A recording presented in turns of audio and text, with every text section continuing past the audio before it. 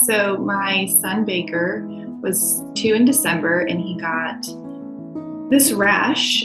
We were in Florida, and so I took him to urgent care. I thought like he had an allergic reaction. Basically fast forward to May, we're still dealing with this rash, which was eczema. Between December and May, like years were taken off my life. Just the stress of seeing your child wake up in the middle of the night in blood because they're scratching so hard. You have to put multiple layers on them just so they don't like reach their skin during the day. And if he's not 100% occupied during the day, then he's going to be scratching. I felt like I was doing everything I could. My husband felt like he was doing everything he could, but it was not getting better. It was getting worse. And when you know it can get better and it's getting worse, it's just like the worst. And I messaged Lindsay on Instagram before I committed to the course because I was like, we already eat paleo. Like I had researched salicylates, like we were doing that whole thing. Like I felt like I knew what I was doing and I could get it under control.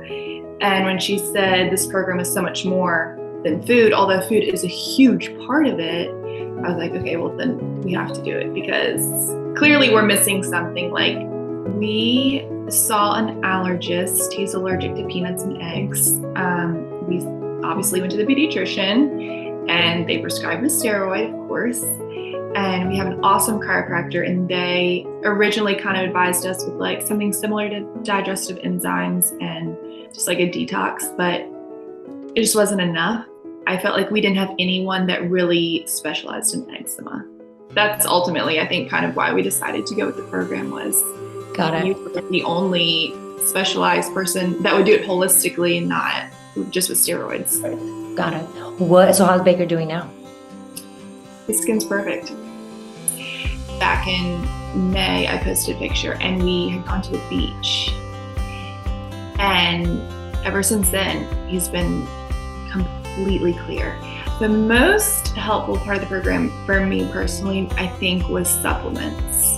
That was one thing I felt like you cannot find that information on Google. You really can't find, like the pediatrician's not going to tell you that. I had no one else telling me to do Sac B or grapefruit seed extract or all these different things that, you know, you can't just Google and eczema supplements. These aren't going to come up. This is like what you've researched and what you found to be helpful. So, and then I think also your team and just being on the Facebook Lives weekly and you guys remembering our kids' names and like being so excited when there's good news and like remembering what we said last week, that to me was like made everything worth it too, because it didn't feel like you were just reading our question and answering it for the day and like moving on. Like you actually remember what's going on with our kid. And so the attentiveness and like compassion of you and Lindsay and anyone else that stepped in on the live was just so amazing.